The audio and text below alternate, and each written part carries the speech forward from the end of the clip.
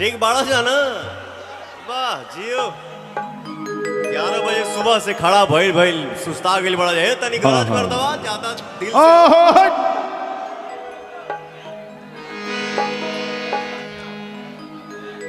Hello थोड़ा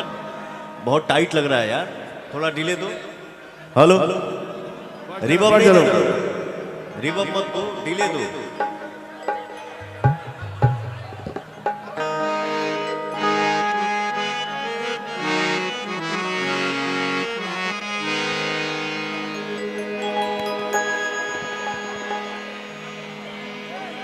सबसे पहले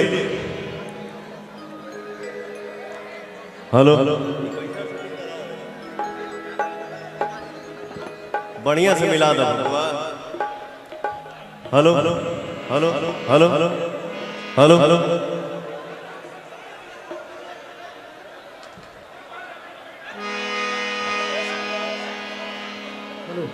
दादा वोकल का वो लेटेंसी है ना उसको और कम कीजिए ना इसका vocal hello hello hello hello कीजिए कम कीजिए बहुत ज्यादा हो जा रहा है तनी शांति बनाओ जा भैया बोले तो जा हेलो हेलो कौन सा डीले दे रहे हो यार हेलो हेलो तनी लंबा वाला जो हेलो हेलो हेलो ये मतलब जो डिले आ रहा है लेट करके ये थोड़ा जल्दी में आ हेलो ये टाइप का बनाइए एक अरे प्रभु थोड़ा शांति बनाइए ना मंच पे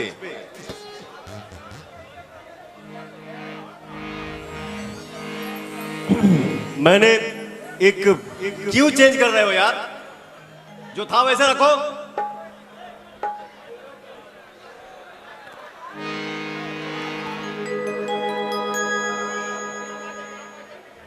एक कार्यक्रम के हम एक ठो बाइट बना के भेजले रही दिल की आवाज भाई मोदी जी और योगी जी के प्रचंड जीत के बाद जीत के खुशी में आज इस पवन सिंह को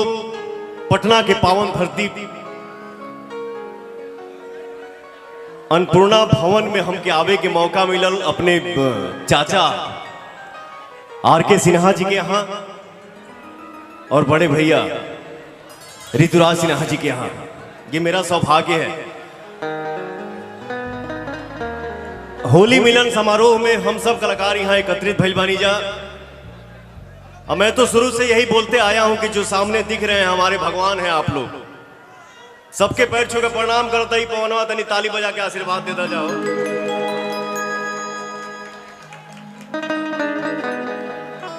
और मीडिया से जे भी हमार भाई भैया आप सब खड़ा बानी जा सबको पवन सिंह का प्रणाम क्योंकि आप ही जो है जो सबको दिखाते हैं पूरी दुनिया को आप सबको मेरा प्यार भरा प्रणाम हेलो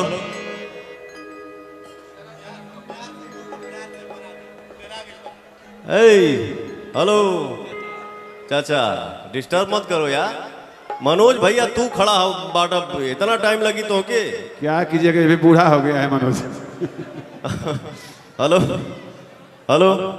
डिले दीजिए बहुत ज्यादा लग रहा है डिले दीजिए क्या Manoj hello hello hello hello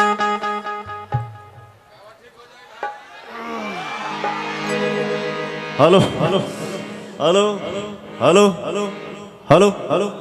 ठीक है थोड़ा इसको सॉफ्ट कर दीजिए चलिए ठीक है कोई बात नहीं इसको मिला दीजिए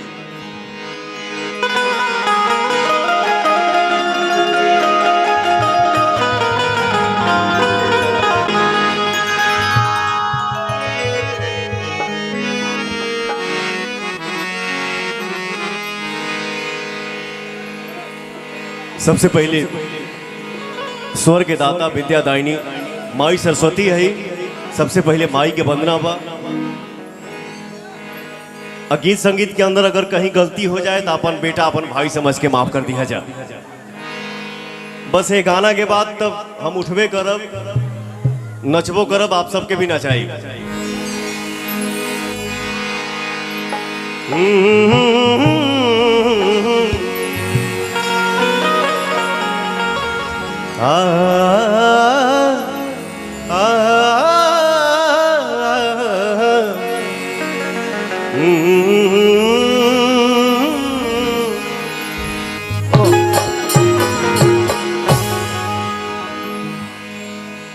दुनिया के किसी भी कोने में पवन खड़ा रहता है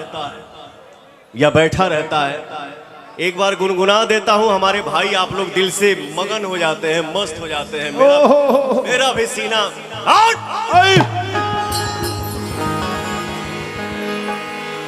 सरदा भवानी राखा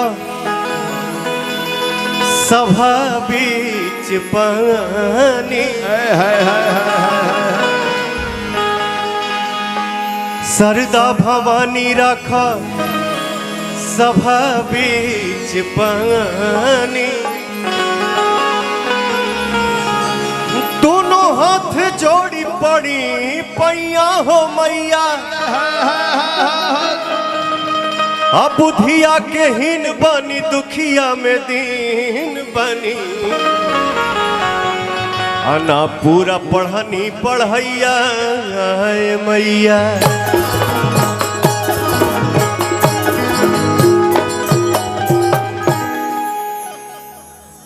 जब से मैंने होश संभाला, जौने देवी गीत से मैंने अपना जीवन शुरू किया, इसी भजन से मैं अपना हर मंच का शुरुआत करता हूं।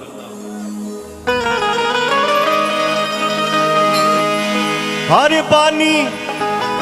असर में हो, पानी असर में हो, तनिया जाई तू, तनिया जाई तू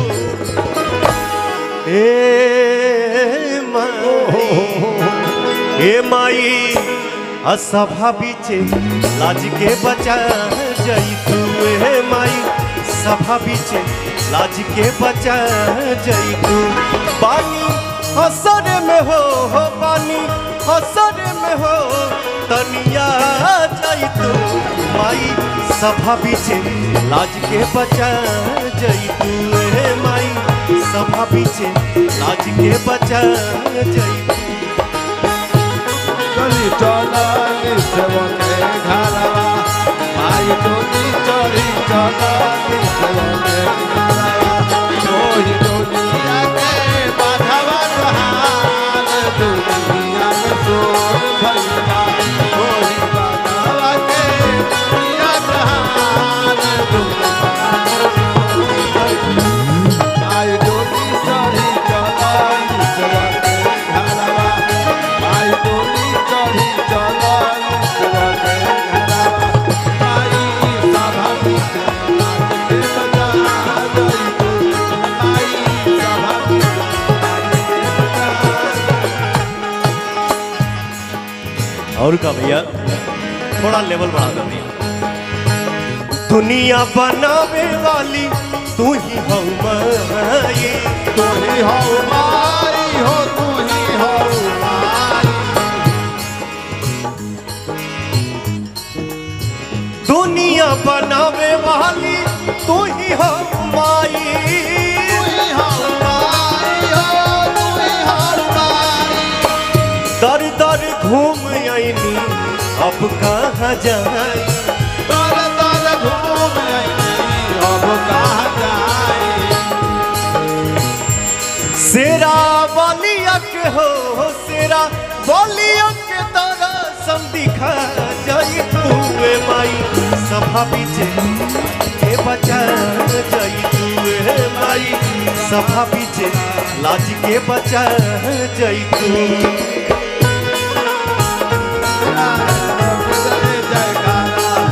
तालियां बाजे झमक झमक, लोग बने जयकारा, द्वारे आजा रे, ढोल बजता रे, ढोल बजता आई सभा बीच लाज के बचा जाई तू, माई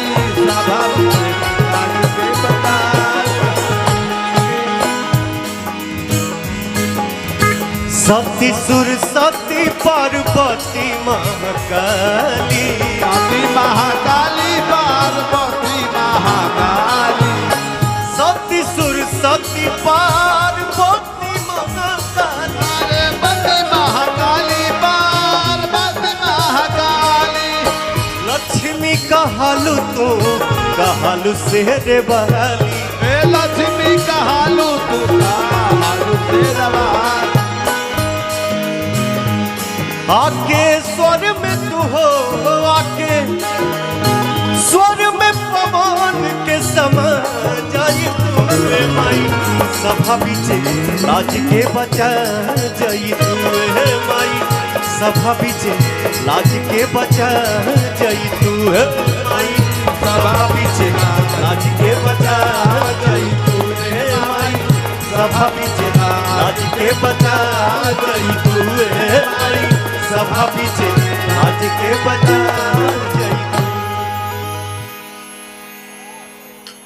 वाह जी वाह।